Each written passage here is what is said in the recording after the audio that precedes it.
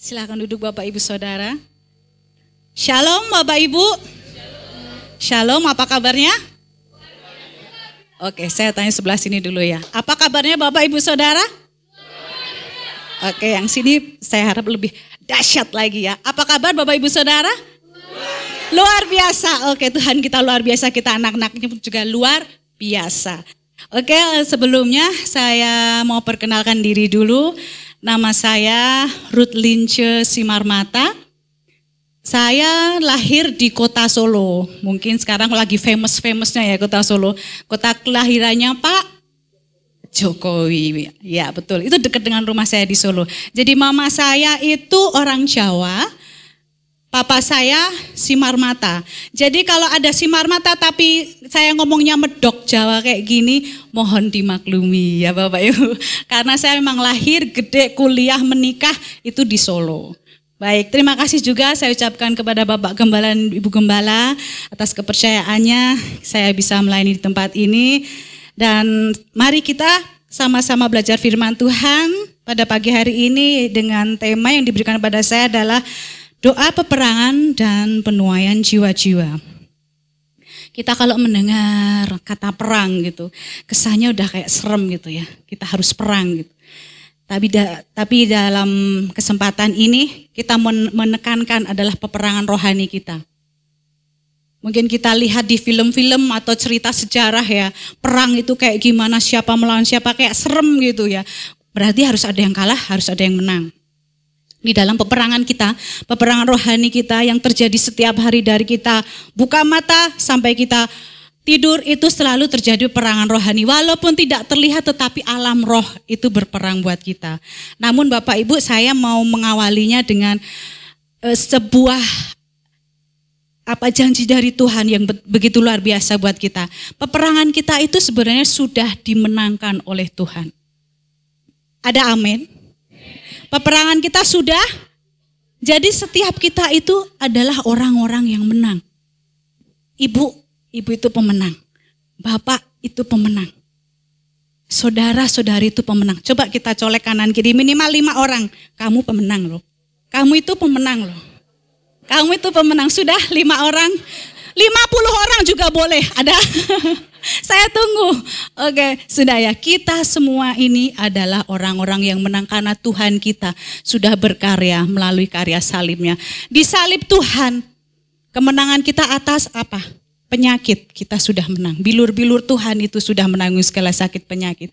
Di kayu salib, kuasa roh jahat itu atas kematian dilucuti. Dia itu sudah kalah. Namun Bapak Ibu saat pagi hari ini, saya mau mengajak Bapak Ibu bagaimana sih caranya kita bisa meraih kemenangan. Karena kemenangan memang sudah disediakan. Cuman kita itu dengan iman menang itu harus dengan perbuatan. Karena iman tanpa perbuatan adalah apa? Adalah mati. Iman tanpa perbuatan itu mati. Mari kita baca di dalam nas kita pada pagi hari ini terambil di dalam Efesus 6 ayat 10 sampai 18. Sekali lagi, mari kita buka kitab kita. Efesus 6 ayat 10 sampai 18.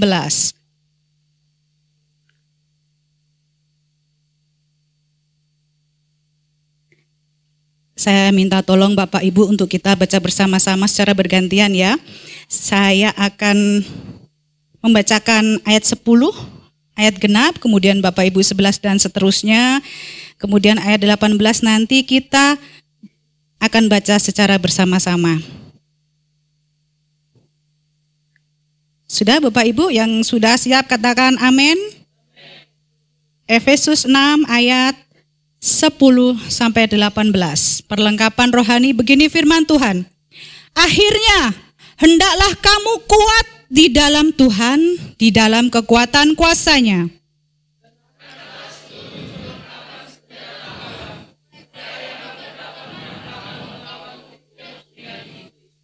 Karena perjuangan kita bukanlah melawan darah dan daging, tetapi melawan pemerintah-pemerintah, melawan penguasa-penguasa, melawan penghulu-penghulu dunia yang gelap ini, melawan roh-roh jahat di udara.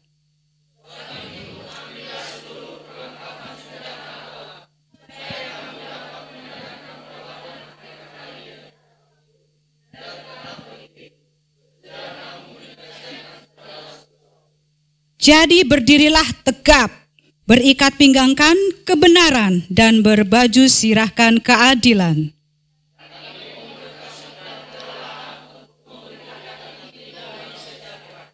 Dalam segala keadaan pergunakanlah perisai iman, sebab dengan perisai itu kamu akan dapat memadamkan semua panah api dari si jahat.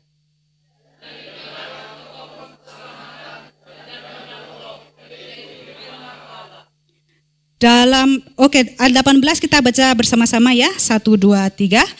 Dalam segala doa dan permohonan berdoalah setiap waktu di dalam roh, dan berjaga-jagalah di dalam doamu itu dengan permohonan yang tak putus-putusnya untuk segala orang kudus. Amin. Segala pujian kemuliaan hanya bagi Tuhan. Baik Bapak Ibu, ayat 10. Saya bacakan sekali lagi.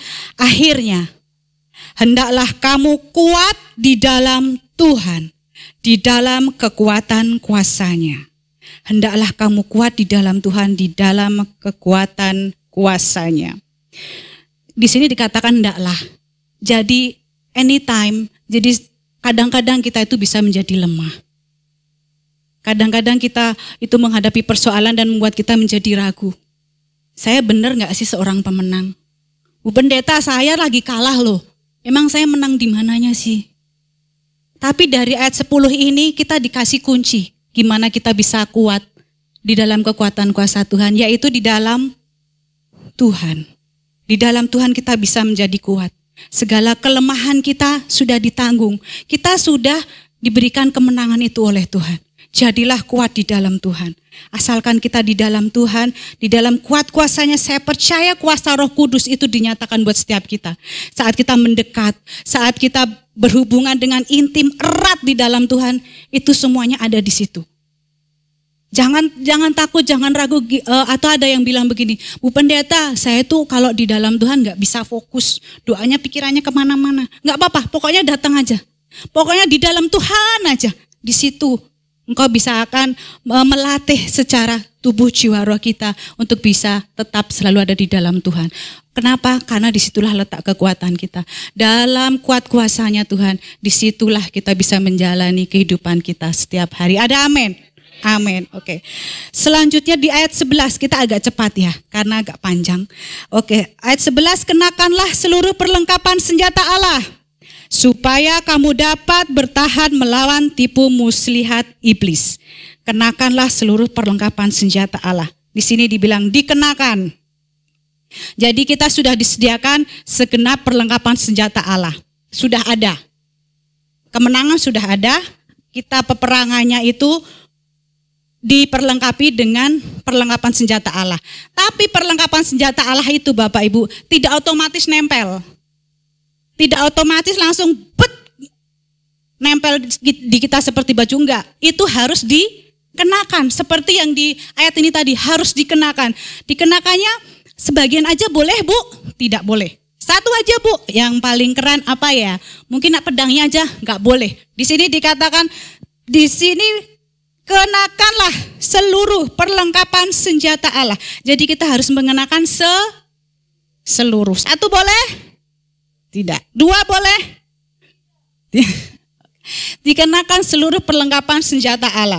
Perlengkapan ini bukan perlengkapan fisik yang kita lihat seperti di perang-perang film itu atau di sejarah gitu, enggak. Ini adalah perlengkapan rohani, persenjataan rohani. Sudah disediakan oleh Allah. Kita harus mengenakan perlengkapan itu seluruhnya untuk mencapai kemenangan kita. Baik. Kemudian ayat 12. Karena perjuangan kita bukanlah melawan darah dan daging, tetapi melawan pemerintah-pemerintah, melawan penguasa-penguasa, melawan penghulu-penghulu dunia yang gelap ini, melawan roh-roh jahat di udara.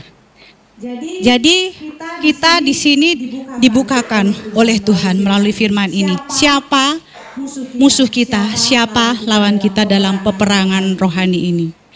Kita berdoa dalam peperangan rohani. Setiap hari kita menghadapi peperangan rohani. Siapa sih musuh kita? Di sini dikatakan. Jelas sekali dibilang bahwa kita itu bukan melawan darah dan daging. Jadi lawan kita itu bukan manusia, bukan secara fisik darah dan daging, Bapak Ibu. Mungkin ada hubungan dengan sesama tuh rasanya kita kayak perang gitu ya. Hubungan dengan sesama yang tidak ideal itu kita merasanya musuhan. Tapi sebenarnya di sini dikatakan kita itu melawannya bukan darah dan daging, melainkan pemerintah-pemerintah, penghulu, penguasa dan roh-roh jahat di udara. Pemerintah-pemerintah di sini dieksposisikan untuk kita adalah di dalam kerajaan kegelapan itu mereka tersistematis, Bapak Ibu. Ada pemerintahnya itu, ada stratanya, kemudian ada penghulunya, kemudian ada penguasanya, kemudian ada roh-roh jahat di udaranya. Di situ jelas dikatakan bahwa bukan cuma satu dikatakan. Di sini tidak dikatakan ya melawan iblis, enggak. Tapi digambarkan di situ ada pemerintahnya dan stratanya itu ada. Mereka tuh terorganisir. Jadi siang dan malam mereka tuh kerjanya adalah untuk membuat anak-anak Tuhan itu jatuh. Mereka tuh nggak ada lengah-lengahnya. Pokoknya saya tidak mau mengagungkan yang kegelapan, tapi ini supaya kita aware, supaya kita itu waspada. Bahwa kita itu perlu memenangkan peperangan kita. Melawan penguasa-penguasa tersebut, melawan pemerintah-pemerintah tersebut. Mungkin ada manusia-manusia yang secara sengaja atau tidak disengaja itu menjadi alatnya kegelapan untuk menyerang kita. Secara sengaja maksudnya itu bahwa mereka itu memang mengabdikan hidupnya kepada kegelapan. Menjadi pengikut pemuja iblis itu ada. Namun ada yang tidak disengaja, apa seumpama nih digunakan untuk menyerang kita dari kegelapan.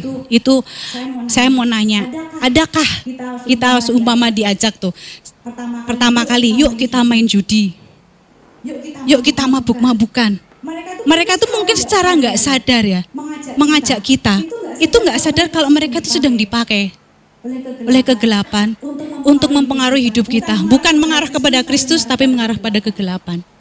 Nah, Bapak Ibu Saudara, saya menyarankan ya dengan sangat, jangan asal tengking juga. Kalau ada yang, yuk hari Minggu kita nggak usah ke gereja, kita jalan-jalan aja, yuk kita ke klub aja. Jangan langsung, hey, kau iblis ya. Dalam nama Yesus jangan dikituin, Bapak Ibu Saudara. Di sini kan dikatakan musuh kita bukan darah dan daging, bukan manusianya. Manusianya tetap kita kasihi. Manusia itu tetap kita doakan. Tetapi yang kita lawan adalah roh yang di belakangnya itu, yang menguasai dia itu. Itulah musuh kita.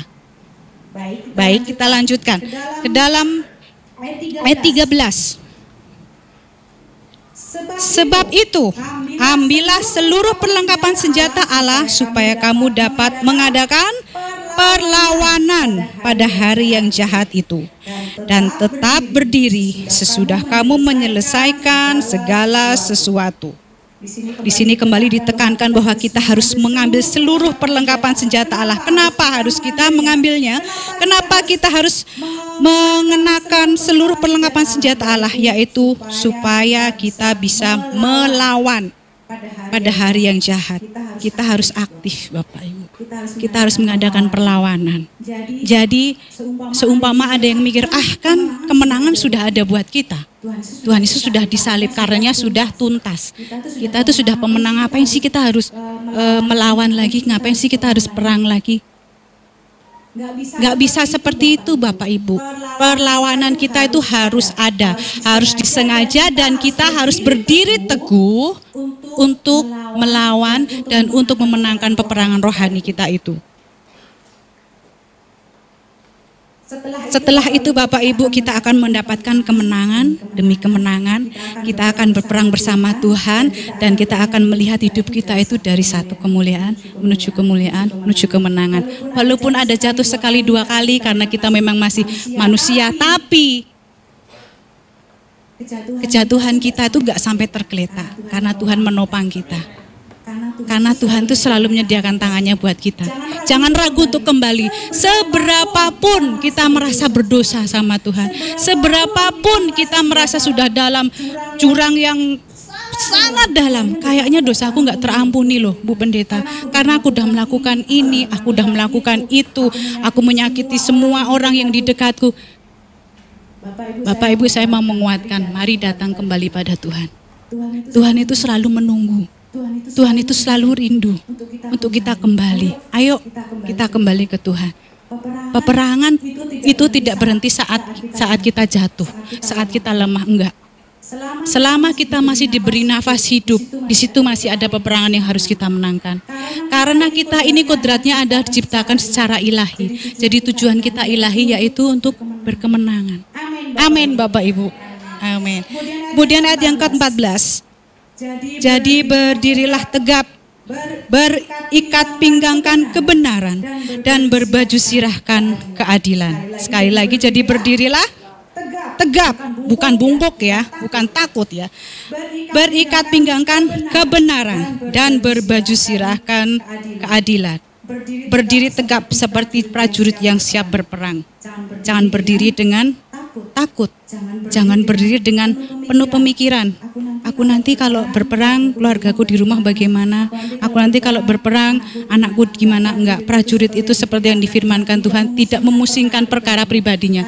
Tapi prajurit yang berperang itu, dia melihat apa yang komandannya perintahkan. Amin. Prajurit itu selalu siap. Dan di sini dikatakan bahwa apa aja sih perlengkapannya? Yang pertama adalah berikat pinggangkan kebenaran. Ikat pinggang. Bapak Ibu di sini ada yang memakai ikat pinggang? Fungsinya untuk mengencangkan, bukan untuk menutup mata ya. Bukan ya. Salah itu kadang anak saya bermainnya seperti itu. Ikat pinggang bisa ditaruh di sini, bisa ditaruh di sini. Lucu itu kalau anak saya bermain ikat pinggang. Tapi di sini ikat pinggang itu fungsinya adalah untuk mengencangkan. Kalau kita pernah melihat di gambar-gambar gitu ya, seorang prajurit untuk berperang, dia tuh pakai ikat pinggang. Itu untuk mengencangkan satu celana. Dua, untuk mengencangkan bajunya. Ikat pinggang itu untuk secara garis besar untuk menopang. Jadi celananya nggak melorot, bajunya juga tetap rapih. Seperti saya juga ini mengenakan ikat pinggang bahwa seperti juga untuk menopang. Jadi Bapak Ibu, ikat pinggang kebenaran itu adalah yang dimaksud firman Allah. Kita pegang firman Allah sebagai perlengkapan senjata perang kita, itu untuk menopang hidup kita. Seperti di ayat 10 tadi dikatakan, kita tinggal di dalam Tuhan ya. Tinggal di dalam Tuhan itu kita mendapatkan kebenaran firman Tuhan. Kita mendapatkan apa yang menjadi rencana Tuhan. Itu yang menjadi senjata kita. Itu yang menjadi pertama kali untuk kita pakai, yaitu ikat pinggang kebenaran. Kemudian baju sirah keadilan. Kalau baju sirah itu adalah baju sirah untuk seperti perisai, tapi dipakai di baju. Biasanya dia ada simbolnya di sini. Baju sirah yang gede, yang berat. Yang kalau Bapak Ibu masih ingat ceritanya Daud, dia kan diberikan segala perlengkapan senjata perang tapi dibuangnya karena apa? Terlalu berat.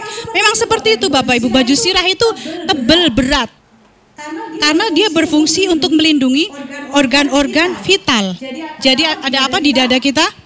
Ada jantung, ada hati, ada paru-paru. Organ-organ vital itu dilindungi oleh baju sirah ini. Yang dimaksud baju sirah keadilan di sini adalah keadilan Kristus itu yang melindungi organ-organ penting kita secara rohani. Keadilan Tuhan itu yang melindungi hati kita, melindungi yang ada di dalam kita. Yang penting, apa yang dimaksud dengan keadilan sih Bu Pendeta? Keadilan Kristus itu adalah yang membuat kita bisa berdiri tegap. Karena kita tahu Tuhan itu adil. Makanya yang penting kita itu kembali lagi di dalam Tuhan. Kalau kita di dalam Tuhan, hidup kita beres. Kita tahu keadilan Tuhan itu buat kita. Tuhan itu adil, Tuhan itu tahu. Aku tuh mengusahakan yang terbaik. Aku tuh menghidupi firman Tuhan. Walaupun ya ada jatuh bangun, tetapi setidaknya aku mau berusaha berkomitmen bahwa hidupku itu adalah untuk hidup yang berkenan kepada Allah. Di situ fungsinya baju sirah keadilan. Bahwa hati kita terlindungi, hati kita itu benar, hati kita itu tidak tertuduh Saat kita melakukan peperangan, kita itu maju. Kita itu pede, percaya diri. Karena apa? Aku ada di pihak Tuhan kok. Keadilannya itu ada buat aku. Hatiku terlindungi, hatiku aman, aku tenang, aku tentram, menjadi orang-orangnya Tuhan, menjadi yang berperang untuk Tuhan. Kemudian di ayat selanjutnya, ayat 15, kakimu berkasutkan kerelaan untuk memberitakan Injil damai sejahtera. Kakimu berkasutkan kerelaan untuk memberitakan Injil damai sejahtera. Jadi kaki kita berkasutkan. Kasut itu dipakai di kaki. Fungsinya untuk melindungi kaki. Kenapa di sini dikatakan kasutnya itu kok kerelaan memberitakan Injil damai sejahtera? Kerelaan adalah kunci bagaimana memberitakan Injil damai sejahtera menjadi tidak sulit dan menjadi tidak sebagai beban buat kita. Kenapa itu dihubungkan dengan kasut? Kasut itu untuk kita berjalan setiap hari, kita berjalan setiap saat. Jadi kaki kita itu terlindungi oleh kasut itu. Apalagi kalau berperang, kasut itu melindungi bagian depan kaki kita dan solnya itu lebih tebal dari sepatu-sepatu biasa ya Bapak Ibu. Itu melindungi kaki. Jadi saat kita rela melangkah setiap hari, dalam keseharian kita melangkah dengan hati yang rela memberitakan Injil Tuhan, di situ pula dalam setiap hari kita terlindungi karena itu adalah salah satu dari perlengkapan senjata Allah. Saat kita memberitakan firman Tuhan, saat kita memberitakan Injil damai sejahtera itu Bapak Ibu Saudara, di situ kita terlindungi dalam setiap hari kita. Jadi seperti gampangnya selang air ya. Selang air itu kalau mau kita buka kerannya, airnya akan keluar. Sebelum dia kena ke orang lain atau ke tanaman, itu air kena selangnya dulu kan. Airnya itu membasahi selangnya dulu. Begitupun dengan Injil damai sejahtera ini. Injil damai sejahtera ini melalui kita dulu yang kena damai sejahteranya Tuhan.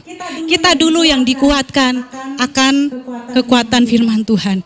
Saat kita memberitakan firman Tuhan, orang lain diberkati, tapi itu kena ke kita dulu.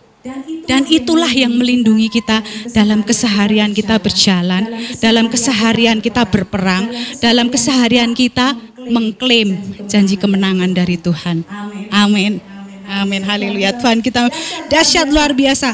Apapun yang Tuhan sediakan buat kita untuk peperangan itu sudah komplit. Tinggal kita harus melangkah dan mengambil bagian kita. Baik, kemudian ayat ke-16.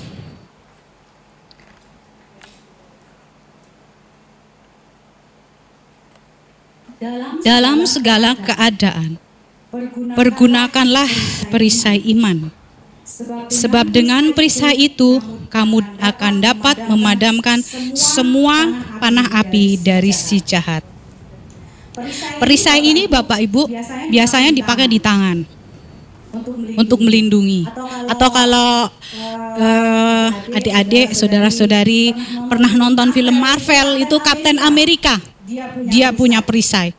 Bentuknya apa? Bulat. Di tengahnya ada bintang. Itu perisai. Perisai seperti itu dipakai untuk melindungi. Aktif digunakan untuk perlindungan saat peperangan. Dia juga untuk menangkis. Dia juga untuk bisa mendorong musuh kita. Jadi perisai iman ini bekerja bersama yang lain di perlengkapan senjata Allah yang lain itu untuk menangkis, untuk melindungi kita dari serangan musuh dalam peperangan rohani kita. Serangan musuh itu apa? Bisa keraguan, tangkis dengan perisai iman kita. Atau apa? Commonly kekhawatiran, tangkis dengan iman kita. Kita beriman apa? Tuhan berfirman, jangan kamu khawatir. Jangan khawatir itu dikatakan 365 kali dalam Alkitab. Jadi setiap hari itu Tuhan membekali kita dengan jangan khawatir. Imani itu, pakai perisai iman itu untuk menangkis kekhawatiran kita. Atau keraguan akan masa depan. Tangkis dengan iman saudara. Imannya apa? Bahwa Tuhan berfirman. hari depan yang penuh harapan. Rancangan Tuhan itu damai sejahtera. Tangkis dengan iman. Tangkis dengan perisai iman kita Bapak Ibu. Jangan ragu, gunakan itu. Karena kemenangan itu sudah tersedia. Tinggal kita gunakan semua perlengkapan senjata Allah. Kita raih kemenangan setiap hari dalam kehidupan kita. Tuhan kita luar biasa dahsyat. Beri kemuliaan buat Tuhan kita. Haleluya. Kemudian ayat ke-17. Dan terimalah ketopong keselamatan dan pedang roh, yaitu firman Allah. Ketopong keselamatan. Jadi ketopong itu seperti helm yang dipakai di kepala untuk melindungi kepala. Ketopong ini bentuknya biasanya bisa berbeda-beda menurut simbol setiap pasukan. Jadi ketopong juga merupakan alat identifikasi buat setiap prajurit dalam berperang. Jadi ketopong ini digunakan untuk melindungi organ-organ dalam kepala. Ketopong keselamatan maksudnya adalah kita harus melindungi apa yang di kepala kita adalah pikiran. Kita melindungi pikiran kita supaya tidak diserang, karena medan peperangan kita yang paling dahsyat itu adalah di pikiran. Pernah mengalami lagi doa, lagi saat teduh gitu, kok pikirannya, aduh aku habis ini makan apa ya? Kayaknya enak ini kue tiaw goreng. Loh. Kok makan? Lagi saat teduh kok malah mikirnya makan. Karena disitulah medan peperangan kita tuh di pikiran. Kemudian saat kita diem gitu, terus mikirnya, wah kayaknya ada yang cantik itu, ada yang ganteng itu, wah pikiran lagi. Disitulah medan peperangan kita. Makanya ketopong keselamatan itu kita butuhkan untuk bisa kita melindungi pikiran kita. Kenapa dengan keselamatan? Karena dengan Injil keselamatan itu pikiran kita bisa tercover. Karena dengan berita keselamatan yang dari Tuhan itu kita bisa tercover. Dengan firman Tuhan itu kita bisa tercover. Pikiran-pikiran seumpama kita jatuh dalam kecemasan, kita bisa tercover. Kita cemas akan kebutuhan kita. Aku besok mau makan apa? Tentang pakaian, tentang tempat tinggal. Kita cover dengan Injil keselamatan dari Tuhan itu apa? Bahwa burung-burung di udara itu Tuhan pelihara. Bunga di padang Dia hiasi. Dan banyak sekali Injil keselamatan itu yang menguatkan kita, yang menangkis pikiran-pikiran negatif. Kita bisa berpikir, aku berharga enggak ya? Saya ada kesaksian sedikit mengenai hidup saya, Bapak Ibu. Di mana itu Tuhan karyakan tuh sungguh dahsyat. Bisa dikatakan masa kecil saya itu peran orang tua minim. Dan di situ sosok seorang ayah, seorang ibu itu agak ngeblur buat saya. Karena ayah dan ibu saya kemudian sekian tahun itu tidak bukan tidak terdeteksi. Karena kami anak-anaknya tidak bisa menghubungi beliau berdua, nggak tahu di mana gitu. Kami ditinggalkan. Di situ keberhargaan saya sebagai anak itu tersentil gitu. Aku berharga nggak sih? Orang tuaku kok begitu ya? Tetapi Bapak Ibu, puji Tuhan, ada seorang guru sekolah minggu yang memperjuangkan saya. Setiap hari Minggu dia mengantar jemput saya. Di situ dibangun pikiran saya akan kasih Bapa. Image Father's love. Itu digantikan dengan kasih Bapa yang sesungguhnya. Satu lagu yang sungguh berkesan buat saya itu saat-saat saya melihat teman-teman saya ada ayahnya, ada ibunya, sedangkan saya nggak tahu papa sama mama saya di mana. Satu lagu pujian itu, Kau mengasihiku lebih dari yang kuduga. Kemudian bait pertamanya, lebih dari Bapa di dunia. Kau menjaga hidupku, ya Allah. Bahkan lebih dari kasih seorang ibu. Engkau selalu menyambutku. Benar-benar pikiran saya di cover oleh berita keselamatan itu. Saya diselamatkan. Saya enggak jadi anak yang kehilangan sosok ayah dan ibu, enggak. Tuhan yang langsung turun tangan. Berita keselamatan itu masuk dalam pikiran saya, dalam hati saya dengarkan itu, kemudian saya ucapkan itu, dan puji Tuhan, pemulihan itu terjadi. Kalau orang bilang, kau kenapa masih ngurusin papa dan mamamu? Orang kau ditinggalkan sekian tahun sama mereka kok. Kasih Tuhan, itu yang memenangkan saya. Pikiran saya di-stop oleh ayat firman Tuhan. Di-stop oleh berita keselamatan itu. Kemudian saya dikuatkan juga tentang apa? Menghormati ayah dan ibumu. Di sini saya mau mengingatkan juga untuk anak-anak bahwa firman Tuhan untuk menghormati orang tua itu tidak bersyarat. Hormatilah ayah dan ibumu kalau dia kaya, begitu? Tidak. Hormati ayah ibumu kalau dia baik, begitu? Tidak. Firman Tuhan tidak ditawar, hormatilah ayah dan ibumu supaya. Dari situ saya juga, pemikiran saya diubahkan Tuhan. Bahwa kalau kita menghormati dengan tanpa syarat, Tuhan itu menjamah. Tuhan itu memberikan janjinya itu digenapi dalam kehidupan setiap kita. Kalau dilihat yang sekarang saya berdiri itu kayaknya sudah luar biasa ya, Tuhan memberkati begini-begini. Tapi perjuangannya yang Tuhan buat saya melalui ini, itu sungguh luar biasa. Enggak apa-apa, kita jatuh bangun, saya pun mengalami Bapak Ibu. Peperangan itu dari kecil itu saya mengalami. Saya mengalami anak usia kelas 6 itu 12 tahun ya. Sampai kira-kira saya kuliah, itu saya bangun tidur, bikin sarapan sendiri, setrika baju sendiri, kemudian saya nyuci baju sendiri dari kelas 6 SD. Itu saya lakukan sendiri. Kalau enggak bikin sarapan, ya enggak makan. Kalau enggak nyuci baju, bajumu kotor semua. Seragamu enggak disetrika, ya lecek.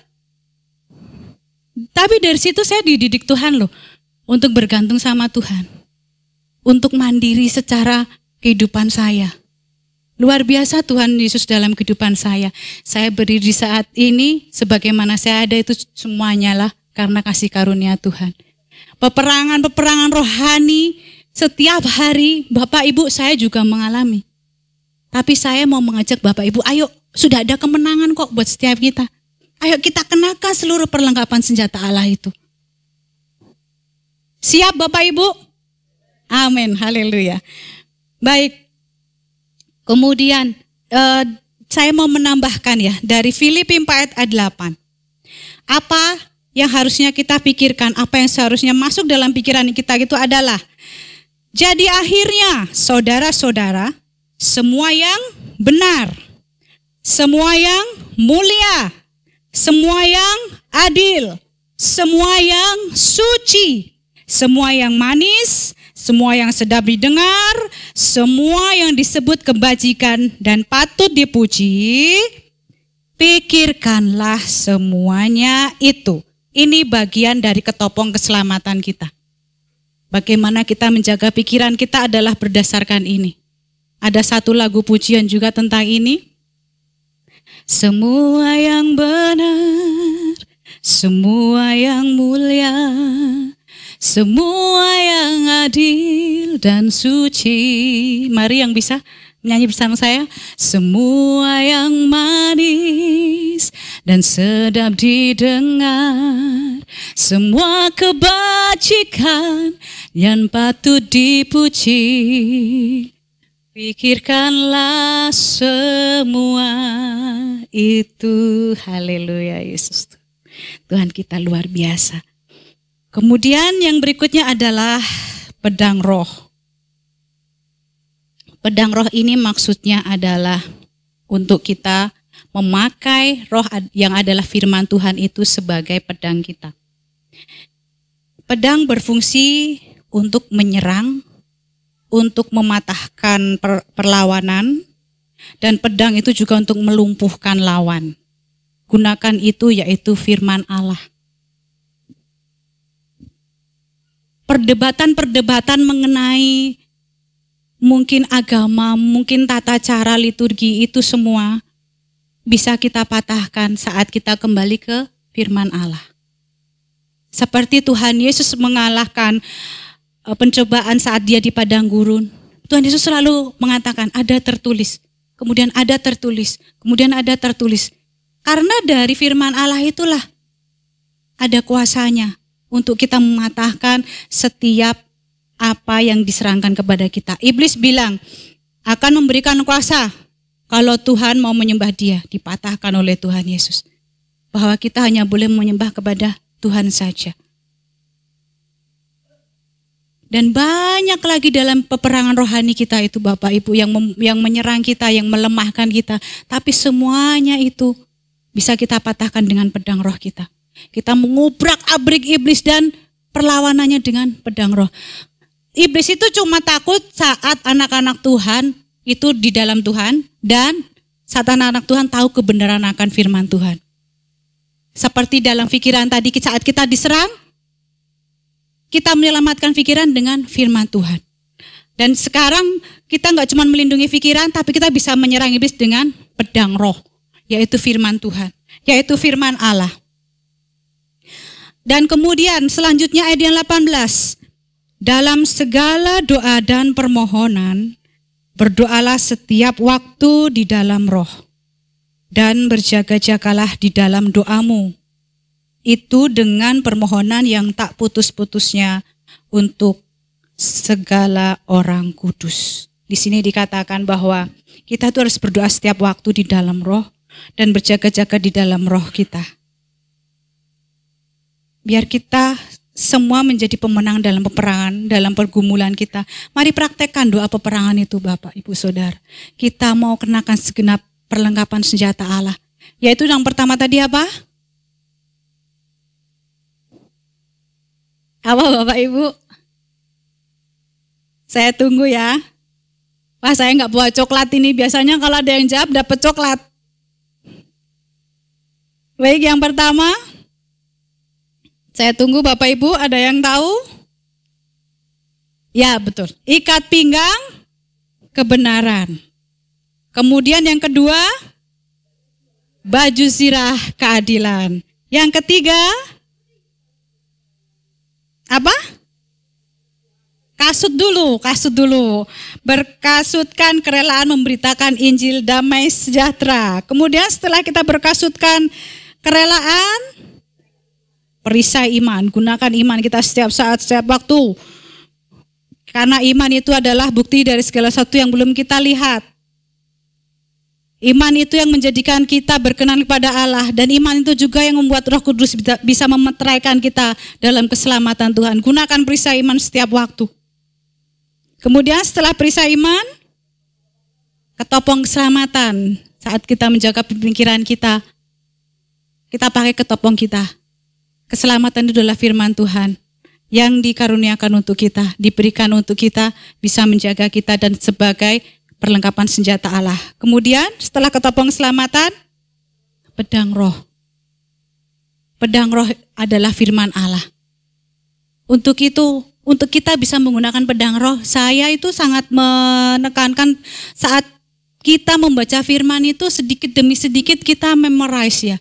Kita ingat gitu firman Tuhan, nggak seluruh Alkitab. Mungkin kalau kita bisa ingat per ayat keren, hebat. Tapi untuk bisa kita menggunakan firman Allah itu kan kita harus mengingatnya. Setidaknya ingat yang praktis, ingat yang applicable sehari-hari. Mungkin kita nggak menghafalkan yang tentang bilangan atau imamat yang atau kejadian siapa anaknya siapa, susah ya, lama. Saya dulu pas merampungkan baca Alkitab itu kalau udah Kejadian dan Mazmur itu perjuangan itu. Jadi saya bacanya mulai dari Perjanjian Baru dulu, baru ke Perjanjian Lama untuk menyelesaikan Alkitab. Jadi kita hafalkan yang praktis. Ya, satu ayat yang selalu saya pegang itu adalah Filipi 4 ayat 13. Segala perkara dapat aku tanggung di dalam Dia yang memberi kekuatan kepadaku. Segala perkara dapat kutanggung di dalam Dia yang memberi kekuatan kepadaku. Saat sudah tidak bisa berkata-kata lagi di saat teduh saya, saat pergumulan itu sungguh luar biasa, rasanya nggak ada jalan keluar, saya cuma ingat itu. Saat cuman hanya air mata yang keluar saat berdoa itu yang saya pegang. Itu salah satunya yang saya pegang. Bahwa firman Tuhan itu yang menguatkan. Kemudian juga saya memegang bahwa firman Tuhan itu bilang, tidak ada satu pun yang bisa memisahkan kita dari kasih Allah. Enggak ada Bapak Ibu. Siapapun itu enggak ada. Kita itu semua berharga. Kita semua itu biji matanya Allah. Dan juga bahwa Tuhan itu selalu memegang tangan kita. Kita itu enggak pernah sendiri. Roh Kudus sudah ada diberikan di dalam kita. Tinggal kita mau enggak merawat istilahnya hubungan dengan Roh Kudus itu. Kita mau enggak intim dengan Roh Kudus itu? Kita mau enggak memelihara tubuh kita sebagai bait Roh Kudus ini supaya Roh Kudus itu nyaman tinggal di dalam kita? Roh Kudus diberikan pada setiap kita sebagai penolong. Selalu ada, kalau buat saya, seumpama ada yang bertanya pada saya ataupun yang dari saudara seberang gitu ya, bertanya pada saya selalu kembali seperti ini. Setiap kita itu diberikan hati nurani. Kalau di orang-orang percaya adalah Roh Kudus ya. Saya bilangnya hati nurani karena mereka dari seberang. Di situ adalah titik awal manusia itu bisa membedakan yang baik dan yang jahat. Kalau di kita itu punya Roh Kudus, spesial itu cuma buat orang-orang percaya. Dan dengan Roh Kudus itu tidak kaku loh Bapak Ibu. Bisa bercanda, bisa. Bisa jadi sahabat, bisa. Saya mengalaminya. Bisa sebagai bapak, kekasih jiwa juga bisa.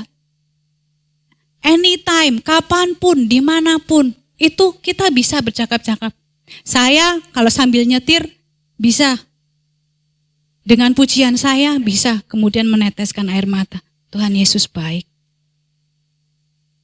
Saya bisa berdiri di sini, saya tidak pernah berpikir dan saya benar-benar mengalami apa yang tidak pernah dilihat oleh mata, tidak pernah didengar telinga, tidak pernah timbul dalam hati saya untuk bisa berdiri di sini. Itu adalah karyanya Tuhan. Saya berdiri di sini, saya mengingat pernah ada suatu pendoa, seorang pendoa yang mendoakan suatu buat saya pas saya masih di Solo. Saya belum menikah. Dia menubuatkan buat saya. Pas saat itu saya nggak kepikiran. Masa sih gitu, dan kemudian terlupakan. Pas sudah terjadi sekarang saya baru ingat, oh iya.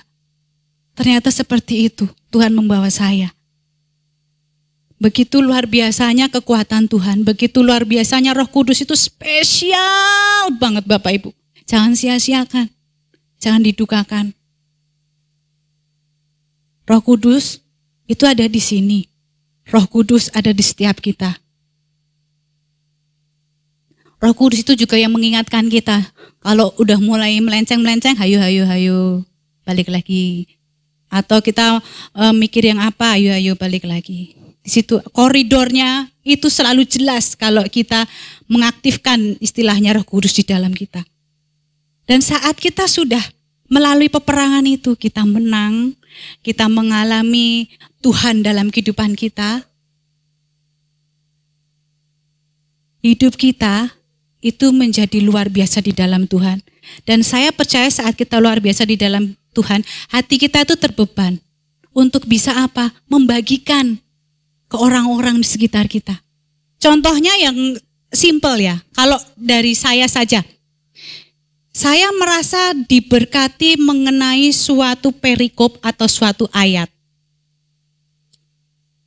Saya screen capture, maksudnya saya foto itu dari handphone saya.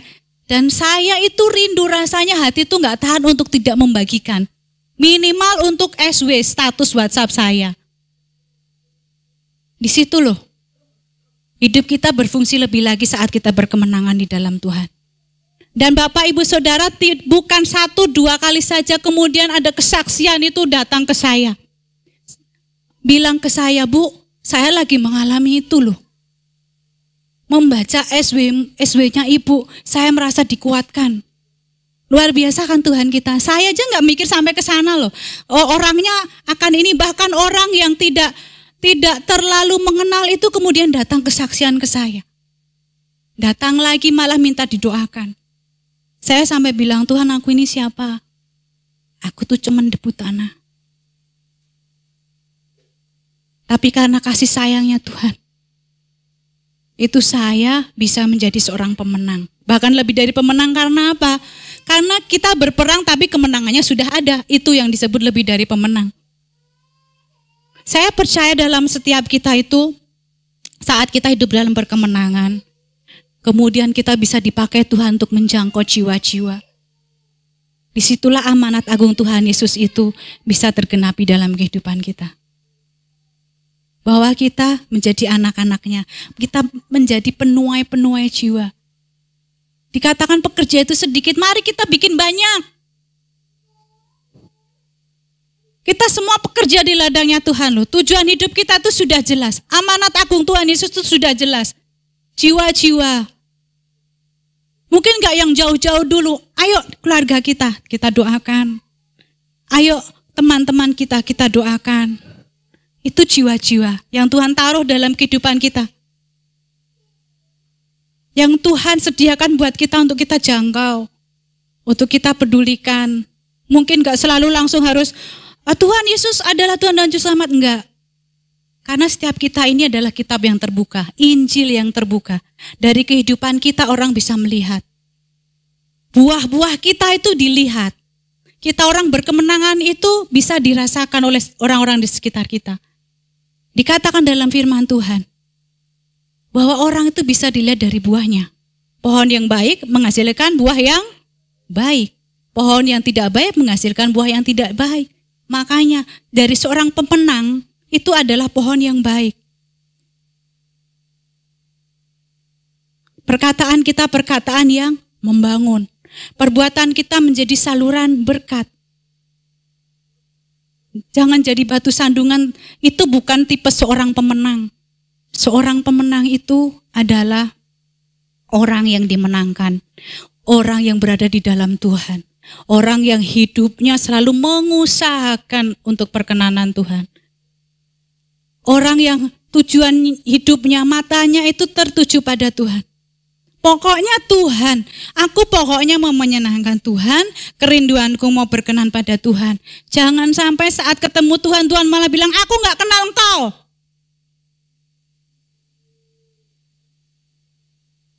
Sudahkah kau menjangkau jiwa?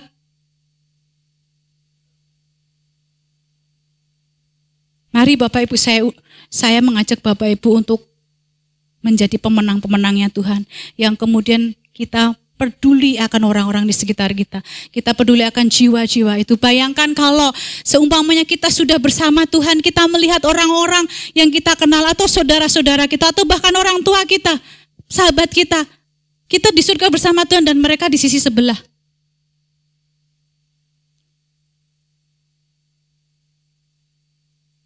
Dari situ kita bisa memiliki hati yang terbeban. Kemenangan itu mari kita bagikan pada yang lain. Berita keselamatan itu mari kita bagikan pada yang lain. Biar hidup kita menjadi Injil yang terbuka buat Tuhan. Biar setiap perkataan kita itu bukan cuman untuk kita bisa memuaskan diri kita sendiri. Hidup kita itu bukan aku lagi. Rasul Paulus bilang, tapi karena Yesus di dalamku. Karena hidup itu untuk memberikan buah. Hidup itu untuk menjangkau jiwa. Tuhan kita sungguh luar biasa dan kita anak-anaknya pun saya percaya adalah orang-orang berkemenangan secara luar biasa. Amin. Mari saya undang.